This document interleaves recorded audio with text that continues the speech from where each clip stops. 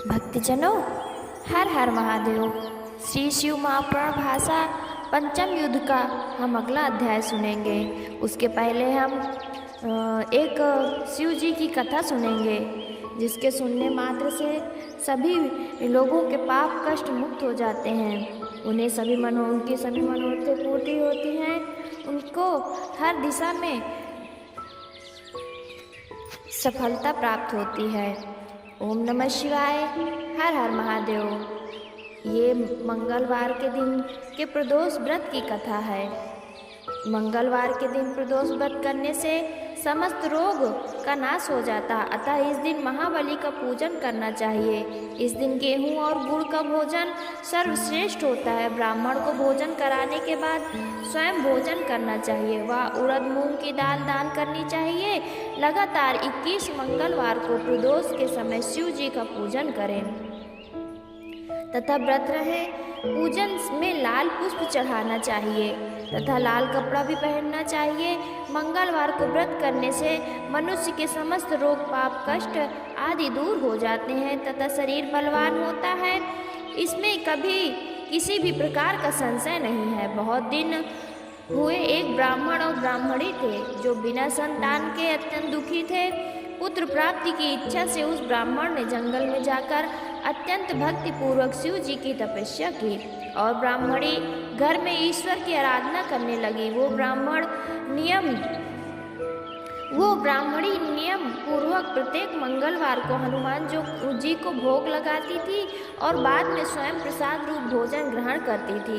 एक बार एक पर्व ऐसा आया जिसमें बिना कुछ भोजन किए निर्जल व्रत करना था। तब ब्राह्मणी उस मंगलवार को हनुमान जी को नैवेद्य न अर्पित कर सकी, अतः उसने संकल्प किया कि अगले मंगलवार को मैं हनुमान जी को भोग लगा दूंगी, तभी भोजन करूंगी। ब्राह्मणी की इस प्रकार की भक्ति और श्रद्धा देखकर हनुमान जी ने रात में उस ब्राह्मणी को स्वप्न दिया कि मैं तुम्हारे ऊपर अत्यंत प्रसन्न हूँ तथा तुमने यदि मंगलवार के दिन निर्जल व्रत करके मेरा भोग नहीं लगाया तो इसमें चिंता की कोई बात नहीं। कल प्रातः नहा धोकर तुम मेरा पूजा करना और मेरा नैवेद्य लगाकर स्वयं भोजन करना। थोड़ी देर बाद सर्वगुण संपन्न एक बालक आएगा, उसका पुत्रवत पालन करना। वो तुम्हारी सेवा करता हुआ इस कार्य से तुम्हारा यश अक्षय होकर फैलेगा।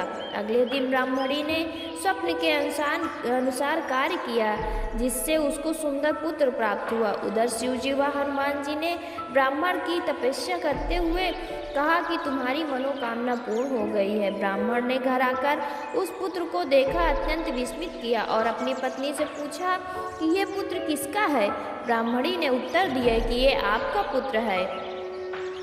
अपनी पत्नी से इस प्रकार के वचन को सुनकर ब्राह्मण बहुत क्रोधित हुआ तथा अपनी पत्नी को उल्टा, चरित्रहीन आदि शब्दों से संबोधित किया एवं उस पुत्र को मारने के अनेक प्रयत्न किए, किंतु भगवान की कृपा से उस बालक का बाल बांका ना हुआ। फिर हनुमान जी ने उस ब्राह्मण को स्वप्न दिया और कहा कि हे विप्र, अपनी पत्नी एवं पुत्र के चरित्र के विषय में किसी प्रकार का संदेह ना करो। मैं तुम्हारी तपस्या और तुम्हारी पत्नी की भक्ति को देखकर इस पुत्र को वरदान ने दिया है। ये बालक तुम्हारी सेवा करता हुआ तुम्हारी कीर्ति को चारों ओर फैलाएगा। दूसरे दिन ब्राह्मण अपनी पत्नी व पुत्र से प्रेम करने लगा और सुख पूर्वक रहने लगा। इस लोक में अनेकों सुख को भोगता हुआ अंत में मोक्ष पद को प्राप्त हुआ। जो कोई भी इस भौम प्रदोष व्रत को करता या इस पवित्र कथा को सुनता है, उसके समस्त पाप नष्ट हो जाते हैं, उन संपूर्ण कामनाएं पूर्ण होती हैं। भक्तजनों, हर हर महादेव। अब हम पंचम युद्ध का 29वां अध्याय सुनेंगे। शंखचूड़ राज प्रशंसा। सनत कुमार जी बोले, इस प्रकार विवाह कर शंखचूड़ घर आया और तपस्या कर वर पाया तो सब दानवों की बड़ी प्रसन्नता हुई। गुरुकुल शुक्राचार्य ने भी आकर शिष्य को सर्वश्रेष्ठ आशीर्वाद दिया। फिर देवताओं और असुरों का स्वाभाविक वैर वर्णन कर उनका एक संक्षिप्त इतिहास कहा और शुक्राचार्य ने शंखचूड़ को असुराधिपत्य पद पर अभिषेक किया। बड़ा उत्सव हुआ। दंभपुत्र ने बड़ी शोभा पाई। फिर वो दैत्य दानवों का बृहद सेना लेकर राजा इंद्र उससे राजा इंद्र से युद्ध करने आया। उस दैत्य से सेवित उस दानवेंद्र की वहाँ ऐसी शोभा हुई जैसे तारों के बीच चंद्रमा की होती है। तब शंख को युद्ध में आया हुआ सुनकर देवताओं की सेना ले राजा इंद्र उससे युद्ध करने आए। देवताओं और असुरों का बड़ा भयंकर संग्राम हुआ। वीरों को आनंद और नपुंसकों को भय हुआ। बलि देवताओं से असुर पराजित हो भाग चले। दैत्यों के पलायन से राजा दैत्य ने क्रोध होकर देवताओं में से विकट युद्ध किया। उसके बढ़े हुए वेग से देव सेना भाग चली। उन्होंने गुफाओं और कंदराओं की शरण ली। महाप्रतापी दंभ पुत्र ने सब लोगों को जीत देवताओं का आधिपत्य हरण कर लिया। त्रैलोक उसके वश में हो गया।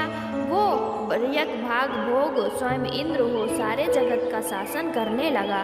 सूर्य, चंद्रमा, अग्नि, कुबेर, यम और वायु सहित सब देवता उसके वशवर्ती हो गए। वो देव, दानव, असुर, राक्षस, गंधर्व, नाग, किन्नर तथा मनुष्यों पर शासन करने लगा। इस प्रकार राजराजेश्वर शंखचूड़ ने कितने ही वर्षों तक संपूर्ण भुवनों का राज किया। उसके राज्यकाल में सारी प्रजा सुखी थी और रोग व्याधि तथा कहीं भी दुर्भिक्ष न था। बिना जोते ही पृथ्वी अनेक प्रकार के धान्य उत्पन्न करती तथा अनेक औषधियाँ सफल और रस वाली उत्पन्न होती। खानों से मणि और सागरों से रत्न निकलते। वृक्षों में सर्वदा फल फूल लगे ही रहते और नदियों में सुंदर जल बहा करता था। देवताओं के बिना ही सारे जीव सुखी और विकार रहित रहते तथा चारों वर्ण और चारों आश्रम अपने अपने धर्म करते। किसी को दुख न था। केवल बंधु बैर के कारण देवताओं को शंखचूड़ गोलोकवासी कृष्ण का बड़ा मित्र उनकी भक्ति में रत और साधु था। पुनर्जन्म के साप से दानव योनि को प्राप्त हुआ परंतु उसकी बुद्धि दानवों की सी थी नहीं। उधर राज्य हरण से पराजित देवता ऋषियों को साथ लेकर ब्रह्मा जी की सभा में गए। अपना सब वृतांत कहा। ब्रह्मा जी उन्हें सब ले विष्णु जी के पास वैकुंठ गए। वहाँ सबने मिलकर शंख, चक्र, गदा, पद्म, पीताम्बरधारी, सनंदनादिक सिद्धों से सेवित किरीट, कुंडल, वनमालाधारी लक्ष्मीपति भगवान विष्णु को प्रणाम कर उनकी स्तुति की और रोते हुए अपना दुख कहा। उसे सुनकर भगवान विष्णु ब्रह्मा से बोले, कहिए आप किस लिए आए हैं? आपको क्या कष्ट हुआ है? वो मुझसे कहिए। ब्रह्मा जी ने बारंबार प्रणाम कर हाथ जोड़ सिर नवा। देवताओं का वो दुख जो शंखचूड़ ने उन्हें दे रखा था परमात्मा विष्णु से कह सुनाया। सब प्रकार से सबके भावों को जानने वाले भगवान विष्णु ने हंसकर विधाता से ये कहा कि मैं शंखचूड़ के सब वृतांतों को जानता हूँ। वो पूर्व काल में मेरा बड़ा भक्त था, बहुत ही तेजस्वी था, परंतु आप लोग व्याकुल न होइए। मैं इस संबंध में शिव जी से परामर्श करूँगा। देवताओं से ब्रह्मा से ऐसा कहकर विष्णु जी उन्हें साथ ले शिवलोक की ओर चले। वहाँ जाकर उन्होंने सर्वेश्वर भक्त वत्सल शंकर जी की बड़ी आराधना की। 30वां अध्याय।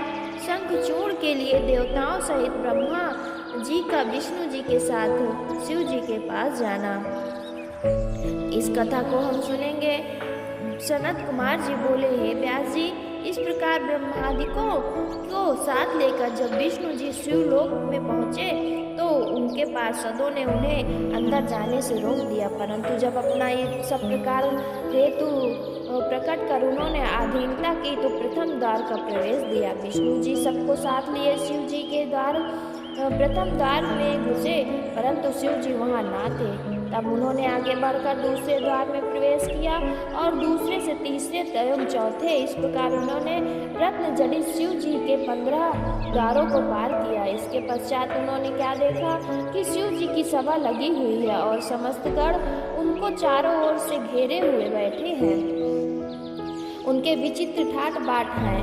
उनकी दिव्य सभा की अद्भुत रत्नमयी छाया है। उनके मध्य में पंचमुख त्रिनेत्र शंकर बैठे हैं, जिनका गौरवर्ण शरीर बड़ा ही द्युतिमान है, जो त्रिशूल आदि धारण किए भस्म और रुद्राक्ष से शोभित हैं। उनके शरीर पर श्वेत वस्त्र और गले में रत्नों के हार और ही शोभायमान है। उनके ही समान उनके सभी पार्षद भी हैं, और जैसे उनके 10 हाथ हैं वैसे ही पार्षदों को भी 5 मुख और 10-10 हाथ हैं। तब पार्वती सहित शंकर जी को इस प्रकार उस सभा में रत्न सिंहासन पर विराजमान देख विष्णु जी को बड़ी प्रसन्नता हुई। वे शिव सभा में जा बैठे। शिव जी की सभा में जा वहाँ होने वाले सुंदर नृत्य और गीत को जैसे सब सुन रहे थे सुनने लगे। फिर अवसर पाते ही उन्होंने देवादिदेव शंकर जी की स्तुति कर कहा, हे प्रभु, हम सभी देवता आपकी शरण में हैं, हम दुखियों की रक्षा कीजिए। हम शंखचूड़ से त्रस्त हो बहुत व्याकुल हैं। आप दीनों के नाथ हैं, त्रिलोकी के स्वामी हैं और शरणागत पालक हैं। हे गौरीश, आप प्रसन्न हो हमारा उद्धार कीजिए। ऐसा कहकर ब्रह्मा और विष्णु जी चुप हो गए। पंचम युद्ध खंड का 30वां अध्याय समाप्त। भक्तजनों, हर हर महादेव, हर हर महादेव।